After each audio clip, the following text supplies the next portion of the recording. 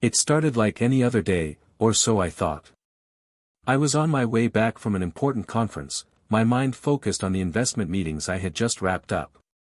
Things were looking good, really good. I'd secured a potential $4 billion in funding for my company. My heart raced at the thought of what this kind of capital could do for our expansion plans. But the moment I boarded the flight, things began to shift. I've always believed in the power of first impressions, but what happened next made me question everything. I settled into my seat, pulling out my laptop to get some work done before the flight took off. I noticed a few people glancing my way, but I didn't think much of it. After all, I was used to the occasional stares. What I didn't expect was for the flight attendants to approach me with a stern look on their faces. "Ma'am, we need to ask you to step off the plane," one of them said, her voice clipped. Confused, I looked up. "Is there a problem?" "You're being removed from the flight," she repeated. I wasn't sure if I had heard her correctly. "What? Why?" I asked, now feeling the eyes of passengers around me. The attendant didn't respond right away. Instead, she glanced at the other crew member, and they exchanged a look. Then, she spoke again. "You're not allowed to stay on this flight." I stood up, still stunned, my mind racing. This couldn't be happening. I followed the flight attendant down the narrow aisle, my mind spinning as the murmurs of passengers filled the cabin. I could feel the stares on my back. Some looked surprised, others curious, but no one seemed willing to stand up and say anything. It was as though they were all waiting for the show to unfold. As we reached the front, I saw the gate agent standing near the door. He looked uncomfortable, glancing at the flight attendants as if he didn't want to get involved. "What's going on?" I demanded. "Why am I being kicked off?" He hesitated before speaking, his voice quiet but firm. "Ma'am, there's been a misunderstanding. We have to ask you to leave." I wasn't stupid. I knew something wasn't right. I had been polite, calm, and well within my rights. I wasn't being disruptive. So why this sudden removal? Who is responsible for this? I asked, trying to remain composed. The attendant glanced nervously at the gate agent. He cleared his throat. "It's a security issue," he finally muttered. "Nothing personal." Security? What was he talking about? My heart raced. I could feel the adrenaline start to kick in, and I knew I had to stay calm, no matter how much I wanted to scream. "I'm not leaving this plane until I get a real explanation," I said, my voice steady but sharp. "You better get someone in charge."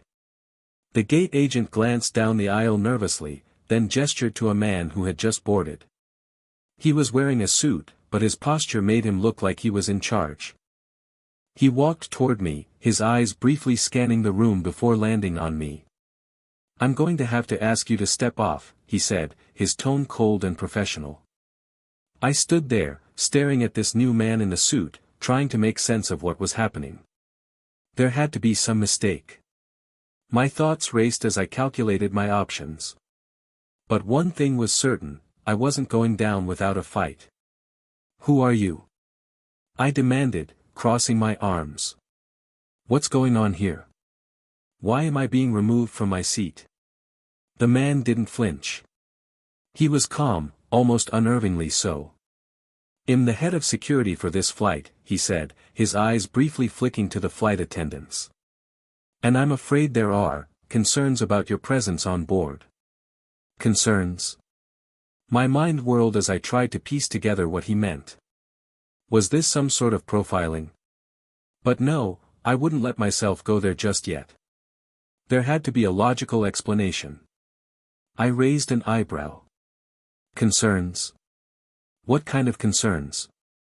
He lowered his voice so only I could hear. "I'm not at liberty to say," he said. "But it's for your own safety and the safety of the other passengers." I was done with the vague responses. "I don't care about your so-called safety concerns. I'm not getting off this plane until I get a real answer." He stared at me, as if assessing whether I was going to back down. I held his gaze, refusing to budge. He seemed to weigh his options before speaking again, his voice barely above a whisper. "You have an important phone call waiting for you. I suggest you take it. It'll explain everything." A chill ran down my spine. My phone. I hadn't checked it since boarding. My stomach twisted as I fumbled for it in my bag. As I unlocked it, an email notification caught my eye. It was from the lead investor I'd been working with, an email that made my blood run cold. It read, "We've pulled the $4 billion investment. It's no longer going through." The words on my screen hit me like a slap to the face. I stared at the email, feeling the room spin around me. The $4 billion, gone. Just like that. My hands shook as I tried to process what was happening. There had to be some mistake, right? Maybe it was a glitch. Maybe the deal wasn't final yet. But the more I read, the clearer it became. I looked up, my heart pounding in my chest. You're telling me this is all connected to the investment?" My voice was barely a whisper, but the man in the suit heard it loud and clear. He nodded slowly, his eyes hardening. "Yes, ma'am. Unfortunately, it is," he said, his tone still cold. "Your removal from the flight was a part of a much larger issue. We had to ensure you didn't get to your meeting with your investors." My pulse raced as I tried to piece it all together. This couldn't be a coincidence. This wasn't just some random disruption. Someone had orchestrated this. But why? And how? And who would go this far to sabotage an investment? I took a deep breath, trying to steady myself. "Who is behind this?" I demanded. "Who would do something like this?" The man hesitated, his gaze flickering as if he was struggling with how much to reveal. "I'm afraid I can't disclose that information, but I can tell you this, it's bigger than you think. You've made some powerful enemies." Enemies? Powerful enemies? I didn't know what to think anymore. My mind was racing. The world that had seemed so stable just hours ago now felt like it was crumbling around me. I turned to the flight attendants, who had been silently watching the entire exchange. I started, but the words caught in my throat. "You knew about this, didn't you?" They didn't respond. It was as if they were complicit in something much bigger than all of us. I could feel the weight of the moment pressing down on me. My chest tightened, and the walls of the plane seemed to close in around me. I needed answers. No, scratch that, I needed action. Whatever this was, whoever was behind it, they were not going to take me down without a fight. I glanced back at the man in the suit, trying to mask the panic rising inside me. "I want to speak to someone who can explain this. Now." He didn't flinch, though I could see the flicker of irritation in his eyes. "It's out of my hands," he said, his voice almost pitying. "There are higher-ups involved. People who are much harder to get in touch with." I clenched my fists. "I don't care about your higher-ups. You're going to tell me who is behind this, or I'll make sure this goes public. I'll expose all of it." The man didn't flinch this time either, but his gaze hardened. He clearly didn't believe I would take it that far. But the more I thought about it, the more I realized that I had nothing left to lose. What was the point of staying silent now? "I'd be careful if I were you," he warned. "People who dig too deep into this. Well, let's just say they don't always come out the other side in one piece." His words hung in the air like a thinly veiled threat, but they didn't deter me. If anything, they fueled my resolve. I pulled my phone back out, my fingers trembling as I dialed the number of my attorney, the one person who could at least give me some advice on how to handle this situation. The phone rang, and I felt the seconds stretch out like hours. "Hello." The voice on the other end was groggy. I knew it was early, but I didn't care. "It's me," I said, my voice shaky but determined. "I need you to help me shut this down. Now." They just pulled the investment, and I need to know how we fight back. I've got no time to lose. There was a pause on the other end, then the familiar voice of my lawyer, now fully alert. What's going on? Where are you? Are you okay? Yes, but I'm being kicked off this plane right now, and I need your help. Someone's playing a dirty game, and I'm not going down without a fight. He let out a sharp breath. All right, listen closely. Get off the plane if you can, and meet me at the nearest airport lounge. We'll work this out together. But first, you need to gather any evidence you can. Record everything. Done, I said, already pulling up my camera and recording the interaction. I'll keep you posted. I ended the call with my lawyer, my fingers still trembling as I tucked my phone away. The reality of the situation was hitting harder now. They weren't just throwing me off a flight, they were trying to sabotage everything I'd worked for. My mind raced with scenarios, each one more dangerous than the last. I looked around the plane once more, catching the eyes of a few passengers. Some looked away quickly, too uncomfortable to intervene, but one woman, sitting a few rows behind, locked eyes with me. She wasn't just looking at me, she was watching me. There was something in her gaze, something almost familiar. She seemed to know exactly what was going on. I took a deep breath and stood my ground, ignoring the whispers of the attendants as they hovered near the door. The man in the suit still watched me carefully, his posture tense, ready to react if I tried anything. I wasn't going to make a scene, not yet.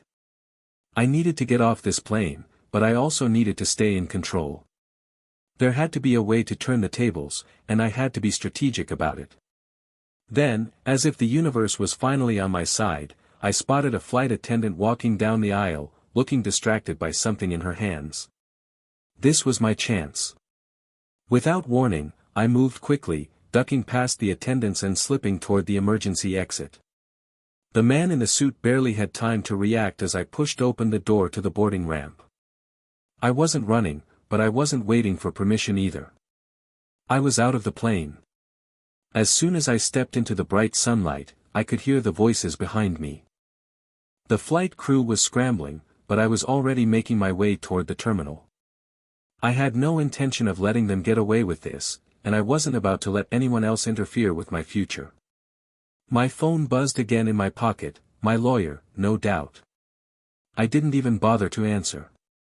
I was too focused on the task at hand. I was now in enemy territory, but I had a plan. And they didn't know it yet, but I was going to turn the tables on them. I walked briskly through the terminal, trying to keep my cool as I made my way toward the lounge my lawyer had suggested. My mind raced with strategies. There had to be a way to recover the deal, to expose whoever was behind this conspiracy. I was certain that someone powerful was pulling the strings, but who? And why me? As I reached the security checkpoint, I noticed a familiar figure moving through the crowd. It was the woman from the plane, the one who had been watching me. She was standing near the coffee kiosk, looking out of place in the middle of the bustling terminal. My instincts kicked in.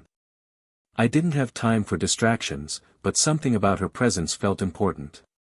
Without thinking, I walked toward her. She spotted me immediately, her eyes widening as if she had expected me to approach. "You're the one they kicked off the flight," she said softly, her voice barely above a whisper. "And you're the one they didn't want to make it to your meeting." I froze. How did she know that? "Who are you?" I asked, my voice guarded. She glanced around, making sure no one was listening, before leaning closer. "I'm someone who's been watching this play out for months. I know what's happening here, and I know they've made a mistake with you." I raised an eyebrow. "What do you mean?" She gave me a cryptic smile. "I can help you. But you need to trust me." My heart was racing. Trust?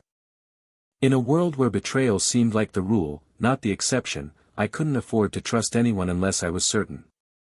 Still, there was something in her demeanor that didn't feel like a setup. Something told me I could trust her, at least for now. "Why should I trust you?" I asked, not yet convinced. Because I have information, she replied. Information that could turn this whole situation around. But you need to listen carefully, and you need to act fast. I hesitated. If this was a trap, I'd be walking straight into it. But if she was telling the truth, this could be my chance to fight back. All right, I said, my voice steady. I'm listening. She looked around again, then motioned for me to follow her to a quieter corner of the terminal. They're playing you, she said, speaking quickly. The $4 billion deal. It wasn't just pulled. It was sabotaged. Someone on the inside made sure you wouldn't get it, and they're going to make sure you never see a penny of it. I felt the color drain from my face. Who's behind this? I demanded. She glanced over her shoulder once more, then leaned in closer. It's someone you know, she whispered. Someone who's been manipulating this entire deal from the start. And they're not going to stop until they've destroyed everything you've worked for. My mind raced with the implications of what she was saying. Someone I know. That could mean anything. But the more I thought about it, the more it began to make sense. I had spent years building relationships, cultivating trust, and making connections with some of the most influential people in the industry. If someone close to me was behind this, the betrayal would sting more than anything else. Who? I demanded again, trying to keep my voice steady. Who is it? She looked around again, ensuring no one was close enough to overhear us. Her voice dropped to a near whisper. It's James Sutton. The name hit me like a ton of bricks. James Sutton. The CEO of the investment firm I had worked with for years. He was the one who introduced me to most of my major investors, the man who had personally vouched for my company during the pitch. If he was behind this, everything I knew was a lie. James Sutton. I repeated, the disbelief evident in my voice. But, why would he do this? He's been my biggest supporter. She shook her head. That's exactly why. He's been keeping you close, making sure you stay dependent on him. But now, with the $4 billion deal in place, he's ready to cut you loose. He can't have you becoming too successful without him pulling the strings. I felt a cold rage rise inside me, boiling beneath the surface. James had been the one person I trusted implicitly. He had always been the mentor, the guide, the one I turned to for advice. And now, to hear that he had orchestrated this entire thing, it was almost too much to bear. You're telling me he's been manipulating me this whole time? I asked, my voice barely a whisper, as if speaking it aloud might make it too real. She nodded. Exactly. He's been playing both sides. Using you as leverage, keeping you in line while quietly working with the other investors to make sure your deal would fail. He's been feeding them information, undermining your position. And now that he's got what he wanted, he's ready to pull the plug and leave you with nothing. I shook my head in disbelief. But why now? Why sabotage everything now? Because you were getting too big, she replied, her tone grave. And because there are other players involved now, bigger players, ones with more power. People who don't want you to succeed, no matter how much James pretends to help you. You were just a pawn in a bigger game. I stared at her, feeling the weight of her words sinking in. The betrayal stung more than I could have imagined, but there was no time to grieve. I had to act. Fast. I need to confront him, I said, my voice growing more determined. Where is he? She hesitated, then pointed toward the terminal exit. He's in a meeting with his associates just down the road, in that building with the glass facade. But if you confront him now, it could be too late. They're already preparing for the fallout. They know you're on to them. I didn't care. I don't care what they're preparing. I'm going in. Before she could stop me, I turned and headed for the exit. The rage coursing through me, mixed with the need for answers, drove me forward. James Sutton had crossed the line. And I was going to make sure he paid the price for it. I moved quickly through the terminal, my pace steady, focused on the building ahead. The glass facade reflected the late afternoon sun, casting a cold, sterile light across the sidewalk. I felt the weight of every step as my mind raced with the thought of confronting James Sutton. Everything I had worked for, everything I had trusted, was crumbling. But I wasn't going to let him get away with it. As I approached the entrance, I saw two men standing guard at the door, likely security for the building. But I didn't hesitate. I walked up to them, confidence in my stride. They made no move to stop me, too caught off guard by my determination. I pushed through the door, heading straight toward the elevators. I was nearly at the lift when I heard a voice behind me. "Miss, you can't go up there," a security guard called out. I didn't break my stride. "I'm not asking for permission," I said, my voice steady. "I'm going to see James Sutton. Now." The guard hesitated but then motioned for me to go ahead. He didn't know who I was or what I was about to do, but I wasn't wasting any more time. I pressed the button for the top floor and watched as the doors closed behind me, leaving me alone in the quiet elevator. The hum of the machinery was the only sound as I mentally prepared myself for what was about to unfold. The adrenaline was almost too much to handle, but I couldn't afford to back down now. The elevator dinged, and the doors opened to a sleek, modern office. As I stepped out, I could see a large conference room through the glass walls, and there, sitting at the head of the table, was James Sutton. His smile faded when he saw me standing in the doorway. He didn't expect me to make it this far, let alone confront him like this. "Ah, I see you decided to show up," James said, his tone dripping with feigned calm. "I assume you're here to understand what happened. But, honestly, you're wasting your time. The deal is off." I crossed my arms, staring him down. "No, James. You're the one who's wasting your time. I know everything. About you, about the game you've been playing with me, and about the investors you've been secretly working with." His eyes flashed with something that looked like annoyance, but he quickly masked it with a smile. "You're out of your depth here, my friend. There's nothing you can do. You're already out of the picture. The money's gone. The deal's been pulled. It's over." I took a step forward, my voice low and dangerous. "You think you've won? You think you can just destroy everything I've built and walk away?" James' smile faltered for a split second, and for the first time, I saw a crack in his armor. "You don't know who you're dealing with," he muttered, but there was no conviction in his words anymore. I leaned in closer, my eyes locked onto his. "You underestimated me, James. You thought you could control me, but you made one fatal mistake." The realization hit him too late. I had already gathered evidence, emails, recordings, and the names of those who had been complicit in his scheme. I'd made sure to document everything. All of it was going public. Before he could respond, I turned toward the door. The game had changed. I was done being his pawn. The fight was far from over, but this time, I would be the one calling the shots. As I walked away, I pulled out my phone, sending the files to my lawyer. It wasn't just about the money anymore. It was about power, my power. And I wasn't going to let anyone take that from me. The fight wasn't over. But James Sutton would never see it coming.